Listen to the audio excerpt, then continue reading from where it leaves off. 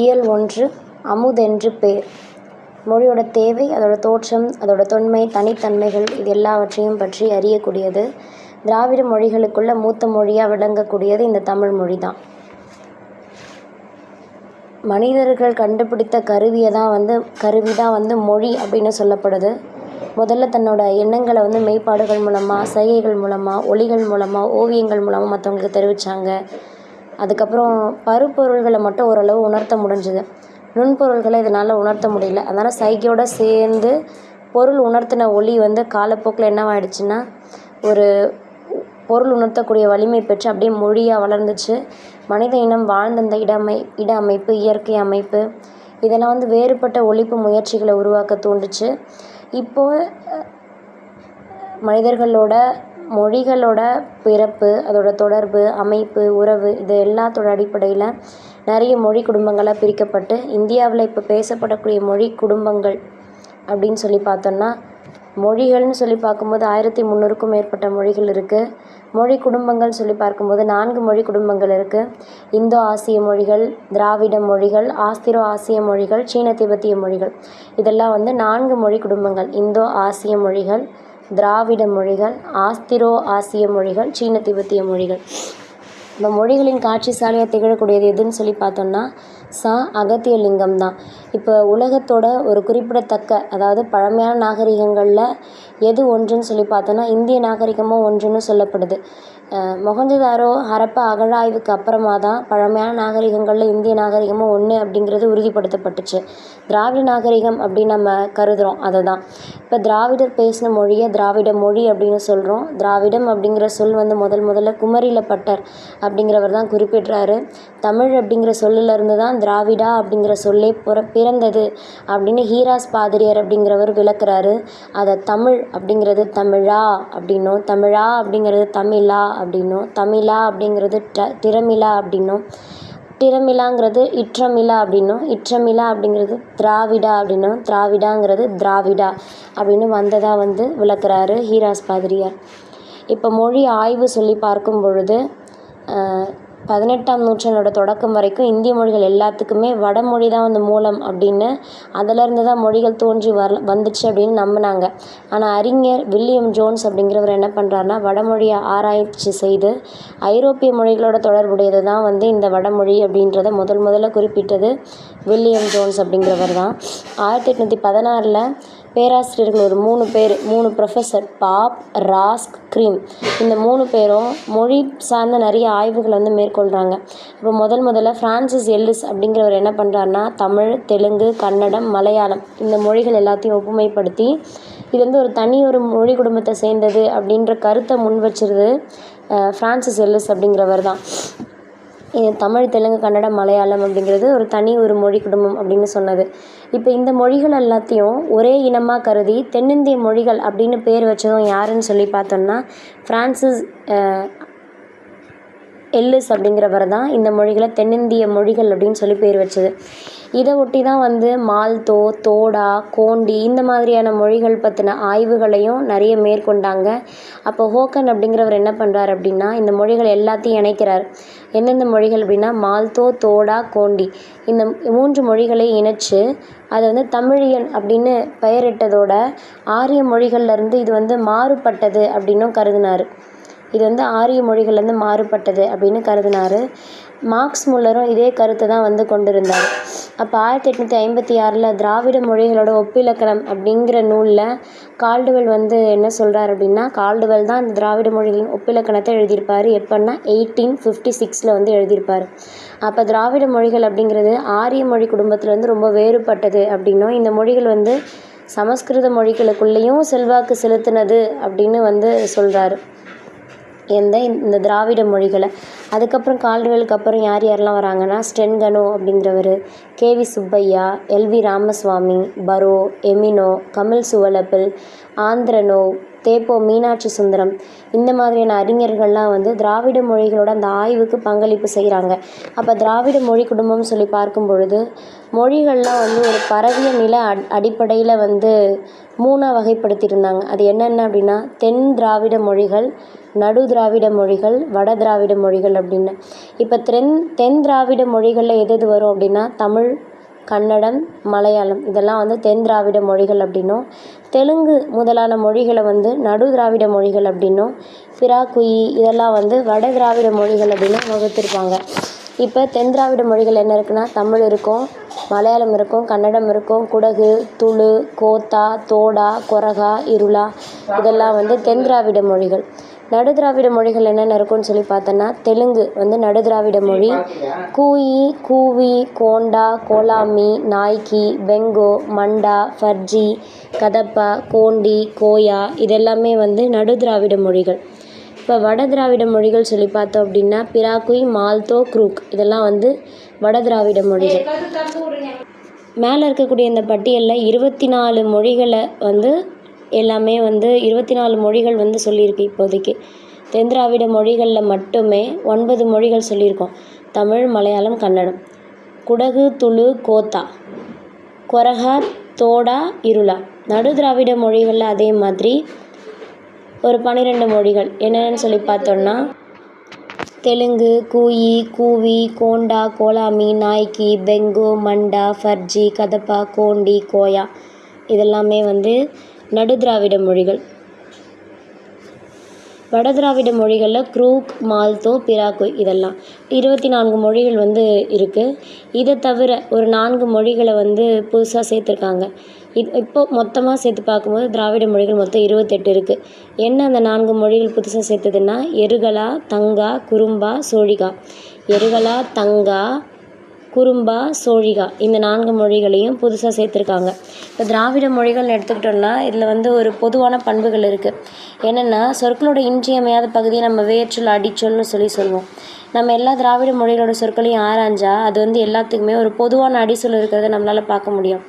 இப்போ ஒரு அடிச்சொல் எடுத்துக்கிறோம். கண் அப்படிங்கிறது தமிழில் வந்து கண் அப்படின்னு சொல்கிறோம். அதுவே மலையாளத்துலேயும் கன்னடத்துலேயும் கண்ணு அப்படின்னு சொல்லுவோம். தெலுங்குலேயும் குடகுலேயும் கண்ணு அப்படின்னுவோம். அதே குரூக் மொழியில் கன் அப்படின்னுவோம். ஃபர்ஜியில் கென் அப்படின்னுவோம். தோடாவில் கொன் அப்படின்னு சொல்லுவோம். அப்போ திராவிட மொழிகளில் எண்ணு பெயர்கள் நம்பர்ஸ் வந்து ஒரு மாதிரியே இருக்கிற மாதிரி இருக்கும். இப்போ தமிழில் வந்து 3 அப்படின்னு சொல்லுவோம், மலையாளத்தில் 3 அப்படின்னுவோம், தெலுங்கில் வந்து மூடு அப்படின்னுவோம், கன்னடத்தில் வந்து மூறு அப்படின்னுவோம், துளுவில் வந்து மூஜி அப்படின்னு சொல்லுவோம். இப்போ எல்லாமே வந்து ஒரே மாதிரி இருக்க மாதிரி இருக்கும். அதே மாதிரி குரல் நெடில் வேறுபாடு கூட திராவிட மொழிகளில் வந்து இருக்கக்கூடிய அந்த குரல் நெடில் வேறுபாடுகள் வந்து பொருளை வந்து வேறுபடுத்துறதுக்கு துணை செய்யுது. இப்போ அடின்னு சொன்னால் அது வந்து குரில் எழுத்து, ஆடின்னு சொன்னால் அது நெடில் எழுத்து, வலின்னு சொல்லும்போது குரில், வாலின்னு சொல்லும்போது நெடில். இப்போ பால் பாகுபாடு எப்படின்னு சொல்லி பார்த்தோன்னா இப்போ திராவிட மொழிகளோட அந்த பொருளோட தன்மையை வச்சு தான் நம்ம பால் பாகுபாடு அப்படிங்கிறது அமைஞ்சிருக்கும். இப்போ வடமொழியில் இந்த மாதிரியான பால் பாகுபாடெல்லாம் கிடையாது. உயிரற்ற பொருள்களும் கண்ணுக்கே புலப்படாத நுண்பொருளுக்கு கூட ஆண், பெண் அப்படிங்கிற பாகுபாடு அப்படிங்கிறத கொடுத்துருக்காங்க. எந்த மொழியில் அப்படின்னா நம்மளோட தமிழ் மொழியில். இந்த மொழியில் கை விரல்கள் வந்து பெண் பால் அப்படின்னும், கால் விரல்களை வந்து ஆண் பால் அப்படின்னும் வேறுபடுத்துகிறாங்க. இப்போ ஜெர்மன் மொழியில் இந்த மாதிரியான தன்மையை நம்மளால் பார்க்க முடியும். ஜெர்மன் மொழியில் தான் அப்போ கை விரல்களை பெண் பால் அப்படின்னும், கால் விரல்களை ஆண் பால் அப்படின்னும் வேறுபடுத்தியிருக்காங்க. இப்போ அதே மாதிரி முகத்தோட வெறும் விரலோட நிற்கலை, இது முகத்தோட பகுதிகளையும் வந்து பால் வேறுபாடு காமிச்சு சொல்லியிருக்காங்க. இப்போ வாய் எடுத்துக்கிட்டோன்னா வாய் அப்படிங்கிறது ஆண் பால், மூக்கு எடுத்துக்கிட்டோம் அப்படின்னா மூக்குங்கிறது பெண் பால், கண் அப்படிங்கிறது 2 பேருக்கும் பொதுவானது பொதுப்பால். வாய் வந்து ஆண் பால், மூக்கு வந்து பெண் பால், கண்ணுங்கிறது பொதுப்பால். இப்போ திராவிட மொழிகளில் ஆண் பால், பெண் பால்ன்ற அந்த பகுப்பு வந்து உயர்திணை ஒருமையில் வந்து சொல்லியிருப்பாங்க. உயர்திணை ஒருமையில் தான் இந்த ஆண் பெண் பால் பகுப்பு அப்படிங்கிறது திராவிட மொழிகளில் இருக்கும். இப்போ அக்ரிணை பொருள்கள் எடுத்துகிட்டோன்னு சொல்லி பார்க்கும்போது இது வந்து ஆண் பெண் அப்படின்னு பால் அடிப்படையில் பகுத்து காமிச்சாலும் அதுக்கு வந்து பால் காட்டக்கூடிய விகுதிகள்லாம் வந்து கிடையாது. தனி சொல்லிலேயே தான் வந்து இந்த அக்ரிணை பொருட்களை வந்து சொல்லுவாங்க பால் பாகுபாடு காமிச்சு. இப்போ எக்ஸாம்பிளுக்கு குரங்குகள் இருக்குன்னா அதில் ஆண் குரங்கை கடுவன் அப்படின்னு சொல்லுவாங்க, பெண் குரங்கை மந்தி அப்படின்னு சொல்லுவாங்க. இதுவே யானை இருக்குன்னா ஆண் யானையை களிறு அப்படின்னும் பெண் யானையை பிடி அப்படின்னும் சொல்லுவாங்க. வினைச்சொற்கள் அப்படின்னு சொல்லி பார்க்கும் பொழுது அப்போ கடுவன் மந்தின்றது குரங்குக்கு, களிறு பிடி அப்படிங்கிறது யானைக்கு. ஃபஸ்ட்டு வர்றது ஆண், செகண்ட் வர்றது பெண். வினைச்சொற்கள் சொல்லி பார்க்கும்போது ஆங்கிலம் மாதிரியான மொழிகளில் வினைச்சொல் அப்படிங்கிறது வெறும் டைமை மட்டும் காமிக்கும், காலத்தை மட்டுமே காட்டுமே தவிர திணையா அது உயர்திணையா அக்ரணையான்னு காட்டாது. அது எந்த பால் அப்படிங்கிறது காட்டாது. ஒன்றன் பாலா, பலவின் பாலா, ஆண் பாலா, பெண் பாலா, பலர்பாலான்னு காட்டாது. எண்ணையும் வந்து காமிக்காது. இடம் தன்மையா முன்னிலையா படர்க்கையா இதையும் வந்து ஆங்கிலம் வந்து காட்டாது. திராவிட மொழிகளோட அந்த வினைச்சொற்கள் இதை வந்து என்ன பண்ணுன்னா தெளிவாக காட்டும். இப்போ எக்ஸாம்பிளுக்கு வந்தான் அப்படிங்கிறது ஒரு உயர்திணை ஆண் பால் படர்க்கை ஒருமை. வந்தான் அப்படின்னு சொல்லும்போது இங்கே ஒரு ஆண் குறிக்குது, அதனால் உயர்திணை மனிதனை ஆண் பாலாக வந்துடுது. படர்க்கை அப்படின்னு சொல்லி பார்க்கும் பொழுது தன்மை முன்னிலை படர்க்கை ஒருமையில் வந்து சொல்லியிருக்காங்க. தன்மைன்னா தன்னை சொல்கிறது, முன்னிலைனா முன்னால் ஒருவரை சொல்கிறது, படர்க்கைன்னா இல்லாத ஒருத்தரை வந்து சொல்லுது, யாரோ வந்தாங்க அந்த மாதிரி. இந்த இயல்புக்கு மாறாக மலையாள மொழி மட்டும்தான் அமைஞ்சிருக்கும். ஏன்னா தமிழ் மொழி தான் திணை பால் எண் இடம் இது எல்லாத்தையுமே வந்து வேறுபாட்டை வந்து காட்டியிருக்கோம். திராவிட மொழிகளோட இந்த வினைச்சொற்கள் வெறும் தமிழ் மட்டும் இல்லை, திராவிட மொழிகளோட வினைச்சொற்கள் இந்த திணை பால் எண் இடம் இந்த வேறுபாட்டெலாம் தெளிவாக காட்டும். இந்த மாதிரி நம்ம மலையாள மொழிலையும் பார்க்க முடியும். மலையாள மொழி வந்து என்ன காமிக்கும் அப்படின்னா திணையை வந்து காமிக்கும், அது என்ன பால் அப்படின்றத காமிக்கும், எண் வந்து காமிக்கும். இது எல்லாத்தையும் காட்டி பால் காட்டக்கூடிய விகுதிகள் இல்லாமல் ஒரு தனி சொல்லலையே வந்து இந்த ஆண் பெண் பகுப்பை வந்து மலையாள மொழியில் நம்மளால் அறிந்து கொள்ள முடியும். அதன் பிறகு இப்போ திராவிட மொழிகள் சொல்லி பார்க்கும்போது நிறைய பழமையான இலக்கணங்கள்லாம் வந்து திராவிட மொழிகளில் இருக்குது. தமிழ் மொழின்னு சொல்லி பார்க்கும்பொழுது இதில் பழமையான இலக்கியம் அப்படின்னு சொன்னால் அது சங்க இலக்கியம் தான். இதுக்கு சான்றுன்னு சொல்லி பார்க்கும்பொழுது 5ஆம் நூற்றாண்டுலேருந்து 2ஆம் நூற்றாண்டு வரைக்கும். இலக்கணம் சொல்லி பார்க்கும்பொழுது பழமையான இலக்கணம் தொல்காப்பியம் தான். இதோட சான்று அப்படிங்கிறதுன்னு சொல்லி பார்க்கும்பொழுது 3ஆம் நூற்றாண்டு அளவில் இந்த தொல்காப்பியத்துக்கான சான்று கிடச்சிருக்கு. இப்போ இது தமிழ் இலக்கிய வரலாறு வரதராசனார் எழுதினது. தமிழ் இலக்கிய வரலாறு அப்படிங்கிறது வரதராசனார் எழுதினது, சாகித்ய அகாதமி வெளியிட்டிருக்கக்கூடியது. இப்போ கன்னட மொழியில் வந்து பழமையான இலக்கியம் சொன்னால் கவிராஜ மார்க்கம். இலக்கணத்துலேயும் அதே கவிராஜ மார்க்கம் தான் வந்து பழமையான இலக்கணம். எந்த காலத்தில் இந்த 2 நூல்கள் இயற்றப்பட்டது அப்படின்னா 9ஆம் நூற்றாண்டில் தான். இப்போ தெலுங்கில் எடுத்துக்கும் போது இலக்கியத்தில் பாரதம் வரும். அது வந்து 11ஆம் நூற்றாண்டு வாக்கில் வந்தது. இது வந்து தெலுங்கு அப்படின்னு சொல்லும்போது இலக்கணத்துக்கு வந்து ஆந்திர பாஷா பூஷணம் அப்படிங்கிறது இது வந்து 12ஆம் நூற்றாண்டு அடுத்த செஞ்சுரி. இப்போ இந்த இந்திய இலக்கண கொள்கைகளோட பின்னணியில் தான் தமிழ் இலக்கணத்தை எழுதினது சேவை சண்முகம் அப்படிங்கிறவர். சேவை சண்முகம் அப்படிங்கிறவர் தான் வந்து தமிழ் இலக்கணம்ங்கிற நூல் எழுதியிருப்பார். அதில் தான் இந்த கன்னடத்தை பற்றியும் தெலுங்கு பற்றியும் குறிப்பிட்டிருப்பாங்க. தமிழ் இலக்கிய வரலாறு எழுதினது வரதராசனார். மலையாள மொழியில் வந்து பழமையான இலக்கியம்னு எடுத்துக்கிட்டோன்னா ராமசரிதம். அது வந்து 12ஆம் நூற்றாண்டு வாக்கில் எழுதப்பட்டது. இலக்கணம் அப்படின்னு பார்க்கும்போது மலையாளத்தில் லீலா திலகம் அப்படிங்கிறது வந்து இலக்கணம். இது வந்து பொது ஆண்டுக்கு 15ஆம் நூற்றாண்டுக்கு காலத்தில். அப்போ மலையாள இலக்கிய வரலாறு அப்படிங்கிறது என்ன ஆக்கியிருக்கோம் அப்படின்னா சாகித்ய அகாதமி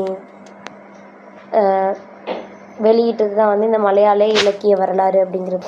இப்போ திராவிட மொழிகளில் இருக்கக்கூடிய இந்த சொல் ஒற்றுமைன்னு சொல்லி பார்த்தோம் அப்படின்னா தமிழில் நம்ம மரம் சொல்லுவோம், மலையாளத்துலேயும் மரம் தான். தெலுங்கில் வந்து மானு அப்படின்னுவாங்க, கன்னடத்தில் மரம், துளுவில் மர, கூர்க்குலேயும் மர.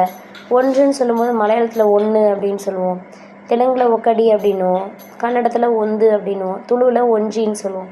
100 அப்படின்னு எடுத்துக்கிட்டோம் அப்படின்னா மலையாளத்துலேயும் 100 தான், தெலுங்குலேயும் 100 தான், கன்னடத்துலேயும் 100 தான், துளுவில் மட்டும் 100. நீ அப்படின்னு சொன்னோம் அப்படின்னா மலையாளத்துலேயும் நீ, தெலுங்கில் நீவு அப்படின்னு சொல்லுவோம், கன்னடத்தில் நீன் அப்படின்னு சொல்லுவோம், துளுவில் ஈ அப்படின்னு சொல்லுவோம்.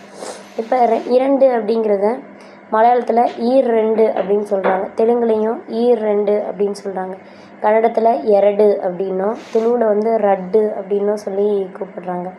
4 அப்படின்னு பார்க்கும்போது 4, 4, 4, 4, 4, 4 எல்லாத்துலேயுமே வந்து 4ன்னு தான் சொல்லுவாங்க. மலையாளத்தில் 4 அப்படின்னும், தெலுங்கில் வந்து 4க்கு அப்படின்னும் வந்து கூப்பிடுறாங்க. 5 அப்படிங்கிறது மலையாளத்தில் 5ன்னு சொல்லுவாங்க, தெலுங்கு கன்னடம் துளு இதில் எல்லாத்துலேயுமே 5 5ன்னு சொல்லுவாங்க, மலையாளத்தில் மட்டும் 5. இப்போ தொன்மையும் இலக்கண இலக்கிய வளமும் உடையது தான் வந்து நம்மளோட இந்த தமிழ்மொழி. தொன்மை வாய்ந்தது, இலக்கண இலக்கிய வளம் உடையது. இப்போ எந்தெந்த நாட்டிலலாம் வந்து தமிழ்மொழி அப்படிங்கிறது பேசப்படுது அப்படின்னு சொல்லி பார்த்தோம்னா, ஒரு 14 நாட்டில், எத்தனை கண்ட்ரீஸ், 14 கண்ட்ரீஸில் வந்து தமிழ்மொழி அப்படிங்கிறது பேசப்படுது. இப்போ எக்ஸாம்பிளுக்கு ஸ்ரீலங்கா, அதுக்கப்புறம் மலேசியா, அதுக்கப்புறம் பர்மா, சிங்கப்பூர், இந்தோனேஷியா, பிஜி தீவு, இது மட்டும் இல்லாமல் தென்னாப்பிரிக்கா, Mauritius, England, Guyana, Madagascar, Trinidad, Australia, Canada போன்ற நாடுகள்லேயும் தமிழ்மொழி அப்படிங்கிறது பேசப்படுது. எந்தெந்த நாட்டிலலாம் தமிழ்மொழி அப்படின்னு பேசப்படுதுன்னா 14 நாடு.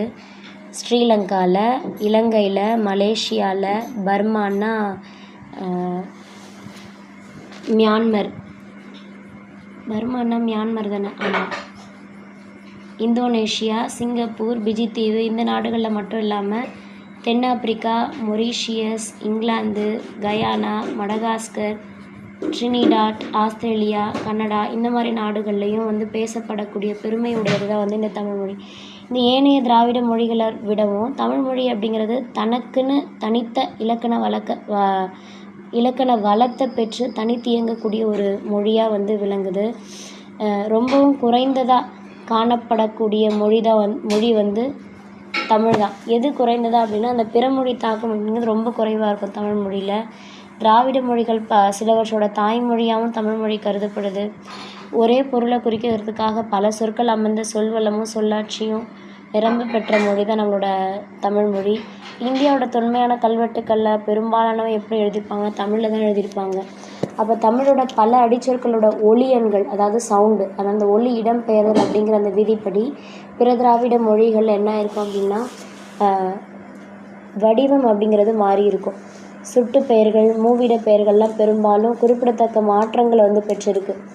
இப்போ மூத்த மொழியாக திகழக்கூடிய இந்த தமிழ்மொழி எதுக்கு? திராவிட மொழி குடும்பத்தோட மூத்த மொழி. அப்போ மற்ற திராவிட மொழிகளை விடவும் ஒப்பியல் ஆய்வுக்கு பெருந்துணையாக வந்து இந்த தமிழ்மொழி அப்படிங்கிறது அமைஞ்சிருக்கு. இப்போ தமிழ்மொழியில் மூல திராவிட மொழியோட பண்புகள் பலவற்றை பேணி பாதுகாத்து வரக்கூடியது. அதோட தன்னோட தன்மையை மாறுபடாமல் காலந்தோறும் தன்னை புதுப்பிச்சு கொள்ளக்கூடிய பண்பு கொண்டதாக வந்து தமிழ்மொழி விளங்குது. நன்றி.